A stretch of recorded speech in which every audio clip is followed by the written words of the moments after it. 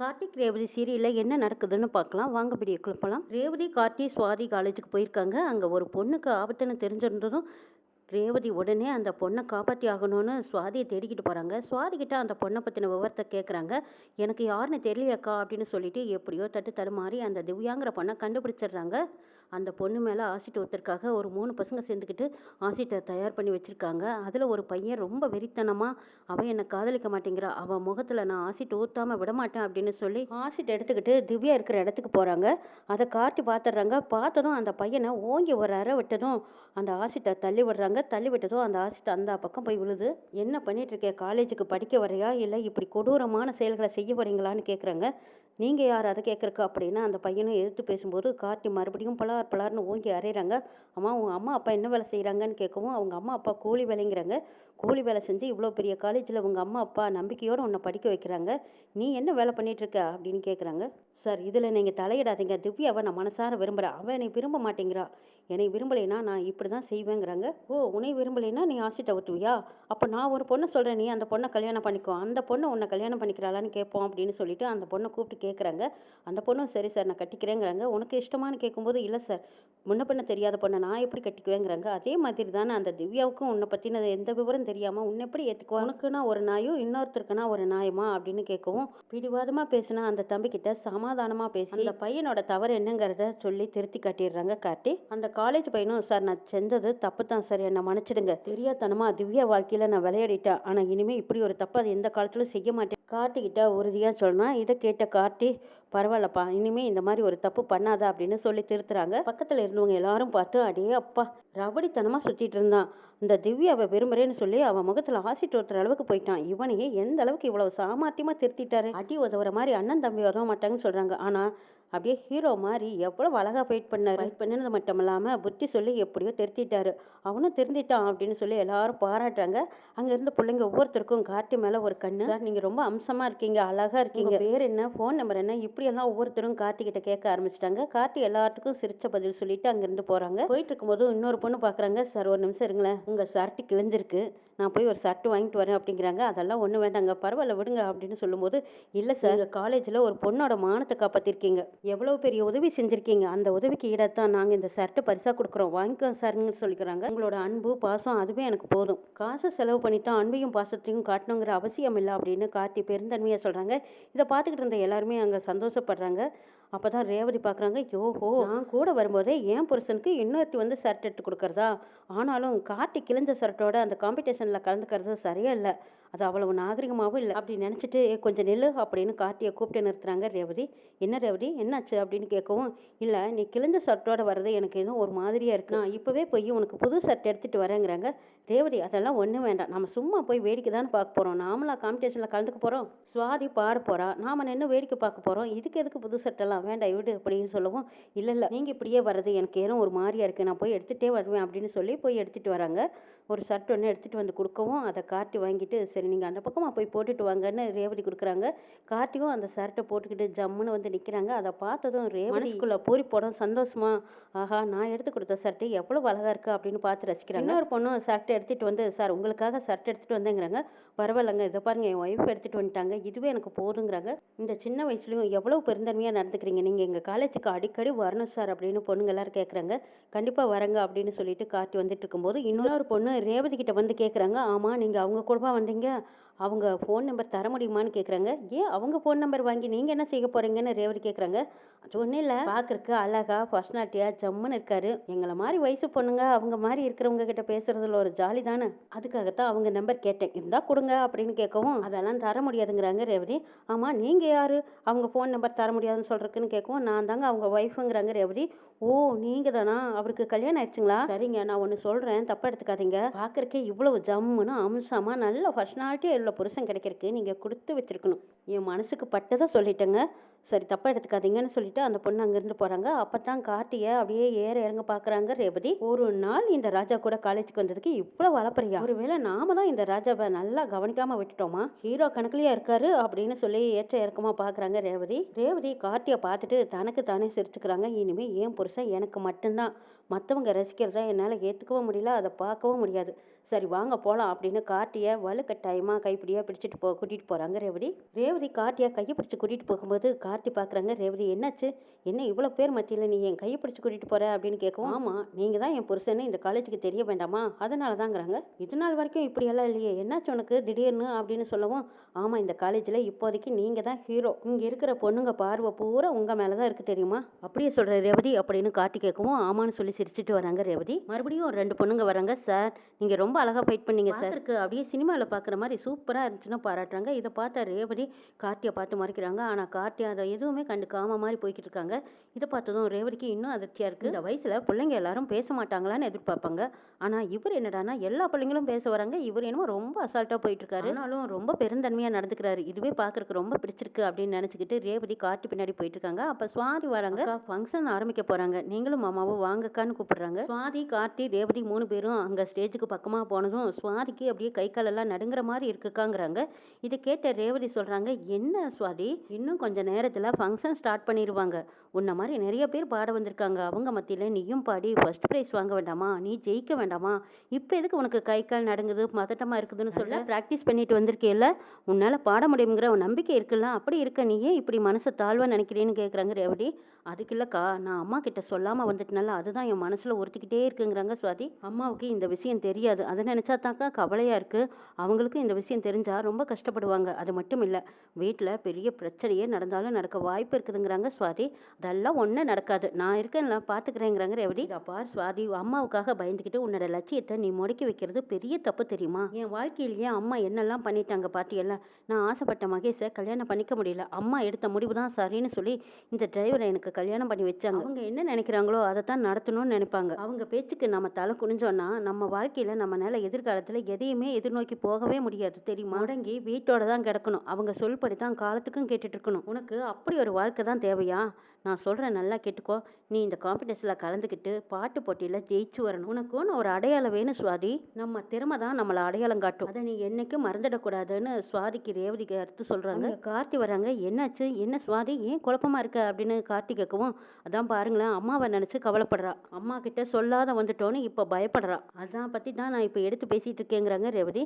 சுவாதி, உங்கள் அக்கா சொன்னதில் என்ன தப்பு இருக்கு, உன் திறமையை வெளிக்காட்டுறதுக்கான தகுந்த நேரம் இது, இப்போ போய் அம்மாவை நினச்சிக்கிட்டு அம்மா சொல்லணும்னு எதிர்பார்த்துட்டு இருக்க, அம்மாவெல்லாம் எந்த காலத்துலையும் உன்னை பாடுன்னு சொல்ல மாட்டாங்க, இது காலேஜ் ஃபங்க்ஷன், இந்த நிகழ்ச்சியில் நீ கலந்துக்கிட்டா ஜெயிச்சா பரிசு வாங்க போற, காலத்துக்கும் நீ மேடை ஏரியா பாட போகிற, ஏதோ காலேஜில் படிக்கும்போது தான் இப்படியெல்லாம் ஒரு நல்ல வாய்ப்பு கிடைக்கும், இந்த ஃபங்க்ஷனில் நீ கலந்துக்க சுவாதி, அம்மாவை நினச்சலாம் நீ பயப்படாத, அதுதான் ராஜா சொல்கிறேன்னு சொல்லிக்கிறாருல, அவர் சொன்னால் நிச்சயமாக அம்மா கேட்பாங்க, நீ தைரியத்தை வரவழைச்சிட்டு பாடுங்கிறாங்க. கார்த்தி மறுபடியும் சுவாதி கிட்ட பேசுகிறாங்க, இங்கே பார் சுவாதி, நான் இப்போ சொல்கிறதெல்லாம் உங்கள் அம்மா சொல்கிறதா நீ நினச்சிக்கோ, உங்கள் அம்மா ஆரம்பத்தில் கோவப்படுவாங்க, அடுத்த கட்டத்தில் நீ ஜெயிச்சேன்னு தெரிஞ்சா முதல் ஆளாக சந்தோஷப்படுறதும் அவங்களா தான் இருப்பாங்க, புரியுதா, உன்னோட திறமையை வெளிக்காட்டினீன்னா அவங்களால தாழ்வாக பேசவே முடியாது, இத்தனை பேர் உன்னை பார்த்து பாராட்டி கைதட்டும் போது ஒருத்தர் மட்டும் இது தப்புன்னு சொல்ல முடியுமா, நீ ஜெயிக்கணுங்கிற மோட்டிவ்லயே இருக்கணுமே தவிர தோத்துடுவோமோ அம்மா பேசுவாங்களோ அப்படின்னு பயத்தில் இருக்கக்கூடாது, இப்போ நான் சொல்கிறது உனக்கு புரிஞ்சுதா, நான் சொல்கிறத கேட்பியா மாட்டியா அப்படின்னு கார்த்தி கட் அண்ட் ரைட்டாக கேட்கவும், கண்டிப்பாக கேட்குறேன் மாமாங்கிறாங்க சுவாதி.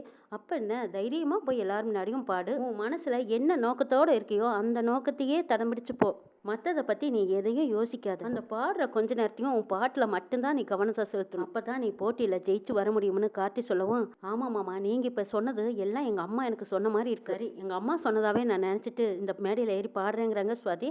அப்படி இருக்கணும். கார்த்தியும் ரேவதியும் சுவாதிக்கு வாழ்த்து சொல்கிறாங்க, இதை பார் சுவாதி, நீ எப்போவாவது மனசில் ஒரு தாழ்வான எண்ணம் வரும்போது உங்கள் அம்மாவை நினச்சிக்கோ, உங்கள் அம்மா எவ்வளவு தைரியசாலியா, எத்தனை பேர் எதிர்த்து வந்தாலும் எவ்வளவு கம்பீரமாக இருக்காங்க, அவங்க பெத்த பொண்ணு, நீ கோழையா ஏமாளியா இப்படி சாதுவாக இருக்கலாமா, போய் தைரியமாக பாடு அப்படின்னு கார்த்தி சொன்னதுக்கப்புறமா, ஆமாம் நீங்கள் சொல்கிறது தான் சரி, எங்கள் அம்மாவை மனசில் வச்சுட்டு தான் நான் பாட போகிறேன் அப்படின்னு சொல்லி சுவாதி ஸ்டேஜ் ஏறுறாங்க. கார்த்தி ரேவதி சுவாதிக்கு வாழ்த்து சொல்கிறாங்க. சுவாதியோட ஃப்ரெண்ட்ஸுங்களும் வந்து, ஏ சுவாதி நீ ரொம்ப நல்லா பாடுவேடி பாடு அப்படின்னு சொல்லி நம்பிக்கையாக தைரியமாக சொல்லிட்டு போகிறாங்க. சுவாதியும் ஸ்டேஜ் ஏறி பாட ஆரம்பிக்கிறாங்க.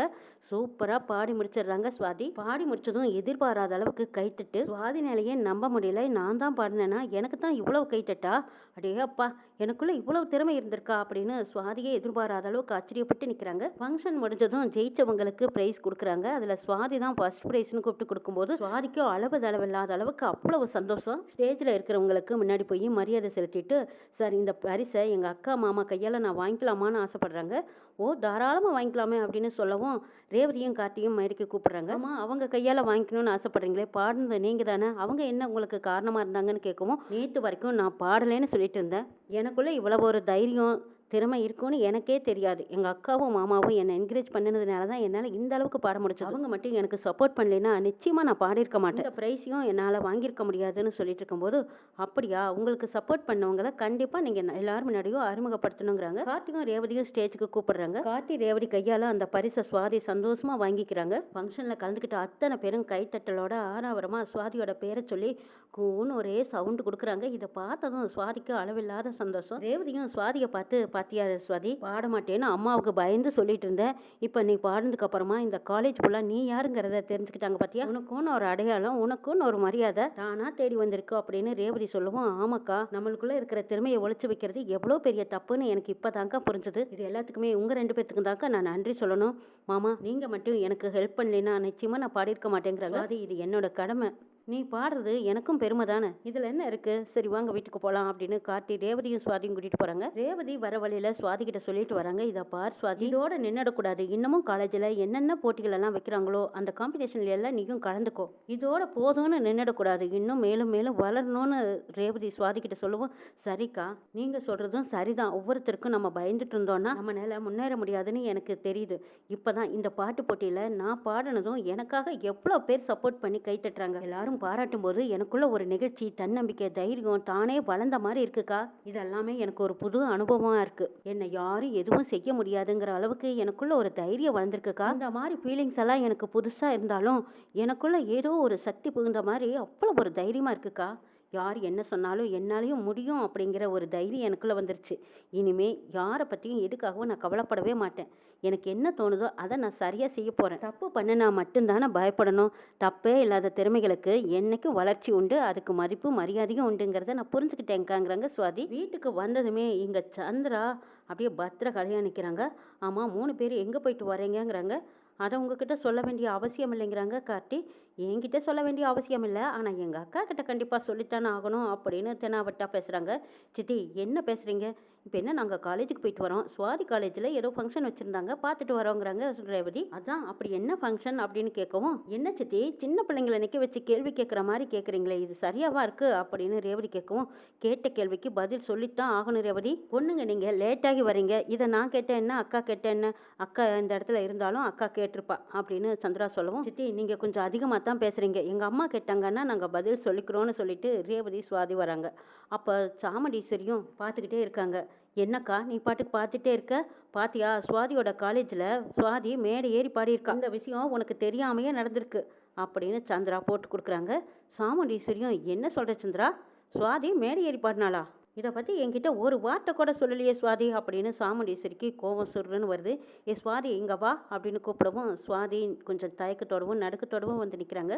உனக்கு பாட்டுனா பிடிக்காதுல்லக்கா, அதையும் தாண்டி உன்னை மீறி உன் பொண்ணு போய் காலேஜில் பாடிட்டு வந்திருக்காக்கா, இதுக்கு சப்போர்ட்டாக நின்னது யார் தெரியுமா, நீ ரேவதிக்கு மாப்பிள்ளையை தேர்ந்தெடுக்கிறியே இந்த டிரைவர் மாப்பிள்ளை தாக்கா. உன்னை திருமண இடத்துல எல்லாம் உன்னோட மூக்கை உடச்ச உடனே தான் இந்த டிரைவர் நம்ம வீட்டு பொண்ணுங்களை கூட்டிட்டு போய் ஸ்டேஜ் ஏறி வச்சு பாட வச்சிருக்கான். நம்ம குடும்பத்துக்கு இதெல்லாம் தேவைதானாக்கா, நீயே சொல்லு அப்படின்னு சந்திரா சொல்லவும், சாமுண்டீஸ்வரி கார்த்திகிட்ட கேட்குறாங்க, என்ன மாப்பிள்ளை சந்திரா சொல்றதெல்லாம் உண்மையா, சுவாதி மேடை ஏறி பாடினாளான்னு கேட்குறாங்க சாமுண்டீஸ்வரி. அதுக்கு கார்த்தியும் ஆமான்னு சொல்றாங்க. எப்படி மறைக்க முடியும், அதுதான் ஆதாரத்தோட வெளியிட்டிருக்காங்களே. இதை பாட்டியாக்கா, சுவாதி ஸ்டேஜ் ஏறி எப்படி பாடிட்டு இருக்கா, பாடி முடிச்சதும் இவன் கையால தான் பரிசு வாங்கணும்னு சொல்லியிருக்கா பாரு, பரிசையும் வாங்கியிருக்கா. இது உடனுக்குடனே லைவா அனுப்பியிருக்காங்க பாரு. இது கூட தெரியாம நீ வீட்டில் இருக்க, ஆனா உன் பொண்ணுங்க உன்னையும் தாண்டி உன் பேச்சை மதிக்காம உனக்கு தெரியாம என்னெல்லாம் வேலை பார்த்துட்டு வந்திருக்காளுங்க. இதுக்கு காரணம் இதோ இந்த டிரைவர் தான்க்கா சப்போர்ட்டா இருக்கான். உன்னோட மான மரியாதையை உனக்கே தெரியாம வாங்கிட்டு இருக்கான். ஆனா இது தெரியாம நீ எப்ப பார்த்தாலும் இவனுக்கு சப்போர்ட் பண்ணிட்டே இருக்க. நான் சொல்றதெல்லாம் நீ கேட்கறதே இல்ல. இது எங்க போய் முடியுதோ தெரியலங்கிறாங்க சந்திரா. சுவாதி அவங்க வாங்கிட்டு வந்த அவார்டை அம்மா கையில கொடுத்து ஆசீர்வாதம் வாங்க வராங்க. அதெல்லாம் ஒண்ணு வேண்டாம், அப்படியே நில்லு. நீ செஞ்ச தப்புக்கு முதல்ல உனக்கு பனிஷ்மெண்ட் கொடுக்கணும். என்ன நினைச்சிட்டு இருக்க? என்கிட்ட சொல்லாம நீ எதுக்காக பாடுனேன்னு கேக்குறாங்க. சுவாதி கார்த்தியும் ரேவதியும் பாக்குறாங்க. கார்த்தி சொல்றாங்க, அத்தை சுவாதி பாடுனதுல எந்த தப்பும் இல்லை அப்படின்னு சொல்லும்போது, இங்க பாருங்க மாப்பிள்ள, நீங்க எத்தனையோ விஷயங்கள் சொல்லியிருக்கீங்க, அதையெல்லாம் நான் கேட்டிருக்கேன். ஆனா என் பொண்ணு மேடை ஏறி பாடணுங்கிறது எனக்கு பிடிக்காத விஷயம். அவ பாடுறதே எனக்கு பிடிக்காது. இதுலயும் மேடை ஏறி பாடியிருக்கானா இது எங்கள் குடும்பத்துக்கே கௌரவ குறைச்சலுங்கிறாங்க. அம்மா அக்காவையும் மாமாவையும் எதுவும் சொல்லாதம்மா. எனக்கு காம்படிஷன்ல கலந்துக்கணும்னு ரொம்ப நாள் ஆசை இருந்துச்சு. ஆனா நான் முதல்ல தயங்கித்தான் எனக்குள்ள இவ்வளவு திறமை இருக்கான்னு நான் பாடி முடிச்சதுக்கு அப்புறம் தாமா என்னோட திறமை என்னங்கிறதே எனக்கு தெரிஞ்சது. அப்ப எல்லாரும் எப்படி பாராட்டினாங்க தெரியுமா? உங்களையும் சேர்த்து தாமா பாராட்டினாங்க. புளிப்பு பொறுத்தது பூனையாகுமா அப்படின்னு சொல்லி சாமுண்டீஸ்வரியோட பொண்ணாச்சே தைரியத்தோடவும் தன்னம்பிக்கையோடவும் வளர்த்துருக்காங்க. தான் இவ்வளவு திறமையா அழகா பாட்டு பாடி அற்புதமா சாதிச்சிருக்கான்னு பாராட்டினாங்கம்மான்னு சொல்றாங்க சுவாதி. ஏய், அந்த பாராட்டெல்லாம் எனக்கு தேவையில்லை, தூக்கி குப்பையில போடு. இப்ப நான் கேட்கறதுக்கு பதில் சொல்லு அப்படின்னு சாமுண்டீஸ்வரி கண்ணு மூடித்தனமா பேசிட்டு இருக்காங்க. ராஜராஜன் வந்ததும் சுவாதி அப்படியே தப்பு பண்ண மாதிரி கூனி குறுகி நிக்கிறதா பார்த்ததும், என்ன சுவாதி கையில ஏதோ அவார்டெல்லாம் வச்சிருக்க, என்ன விசேஷம் அப்படின்னு கேட்குறாங்க. நான் காம்படிஷனில் கலந்துக்கிட்டேன், நான் தான் ஃபர்ஸ்ட் ப்ரைஸ் வாங்கியிருக்கேன்ப்பா. அப்படியா, என்ன போட்டியில் கலந்துக்கிட்டேன் அப்படின்னு கேட்கவும், நான் பாட்டு போட்டியில் கலந்துக்கிட்டேங்கிறாங்க. அடடா, பாட்டுனா தான் உனக்கு ரொம்ப அழகா நல்லா வருமே. பாட்டுங்கிறது ரசிக்க தெரிஞ்சவங்களுக்கு மட்டும்தான் அதனோட அருமையும் பெருமையும் தெரியும். ரசிக்கும் திறமையும் குரல் வளமும் எல்லாத்துக்கும் இருந்துருது இல்லையே. ஆனா உன்கிட்ட தெய்வீக கலையா அவ்வளவு ஒரு அழகான குரல் இருக்குமா, அம்சமா நீ நேத்தே பாடினியே, நாங்களும் ரசிச்சமல்ல. இன்னைக்கு நீ காலேஜ்லயும் பாடினியா அப்படின்னு ஆச்சரியமா கேட்குறாங்க ராஜராஜன். ஆமாப்பா அப்படின்னு தயங்கி சொல்றாங்க. அதுக்கே சுவாதி பயந்தாப்புல சொல்ற, நல்லா தைரியமா சந்தோஷமா சொல்லுங்கிறாங்க மயில்வாகனம். இல்ல மாமா, நான் பாடுனதும் அம்மாவுக்கு பிடிக்கலையா அப்படின்னு சொல்லவும், அத்தை என்னத்தை பேசிட்டு இருக்கீங்க? ஒவ்வொரு அப்பா அம்மாவும் தன் குழந்தைய எல்லா போட்டியிலையும் கலந்துக்க வைக்கணும், கலந்து எல்லாமே ஃபர்ஸ்ட் ப்ரைஸ் வாங்கணும் வரணும் அப்படின்னு ஆசைப்படுவாங்க. நீங்க என்னடான்னா சுவாதியோட திறமையை பாராட்டாம நிக்க வச்சு ஏதோ தப்பு பண்ணின மாதிரி கேள்வி கேட்டுட்டு இருக்கீங்க. இதெல்லாம் நல்லாவே இல்லத்தைங்கிறாங்க. மாப்பிள்ள, நீங்க கொஞ்சம் பேசாம அமைதியா இருங்க. சுவாதி பாடட்டும், ஆனா என்கிட்ட ஒரு வார்த்தை கூட சொல்லாம போய் பாடியிருக்கா, அது தப்பல்ல வாங்குறாங்க சாமுண்டீஸ்வரி. அம்மா சுவாதி உங்ககிட்ட சொல்றதுக்கு பயந்துட்டா, ஒருவேளை கேட்டு வேண்டான்னு சொல்லிட்டீங்கனாலும் அவனால பாட முடியாது.